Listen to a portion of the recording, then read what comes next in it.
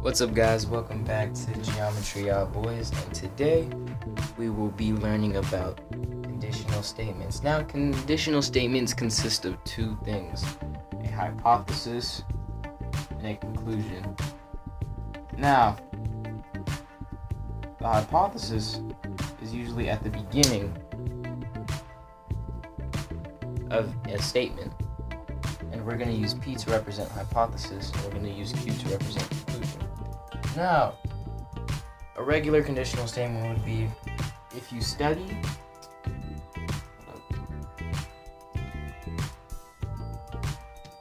you get good grades.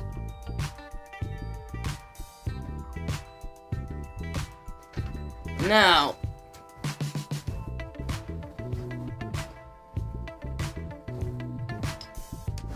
the hypothesis we will demonstrate using red. And for the conclusion, we will use green.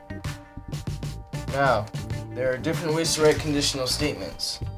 One way is converse. Now, pretty much what you do for a converse statement is you switch.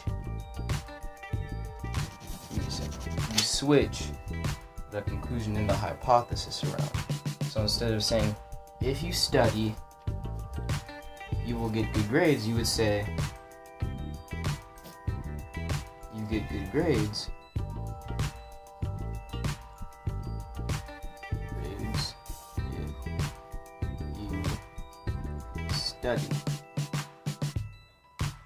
So now, the conclusion will be in front of the hypothesis. The next form of a conditional statement is inverse. Now, inverse is negating the conclusion and hypothesis. So, it's still in the same order.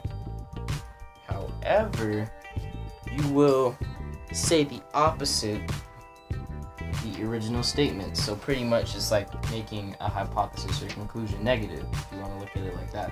So if you don't study, you won't get good grades. So the hypothesis would be, if you don't study, and the conclusion would be, you won't get good grades. Now, the last and final form of a conditional statement is the contrapositive. So, all in all, what you do is you flip, like the hypothesis and conclusion, like it's a converse, and you put an inverse on it. So you make it a negative conclusion, negative hypothesis. So the hypothesis will go last, the conclusion will go first, and you will say the opposite of the regular conditional statement, which is, if you study, you get good grades. So you would say, you don't get good grades if you don't study. And that's contrapositive. So pretty much, conditional statements can be written in regular form, which is just hypothesis to conclusion. Converse, which is flipping the conclusion to go first and the hypothesis to go last. Inverse, which is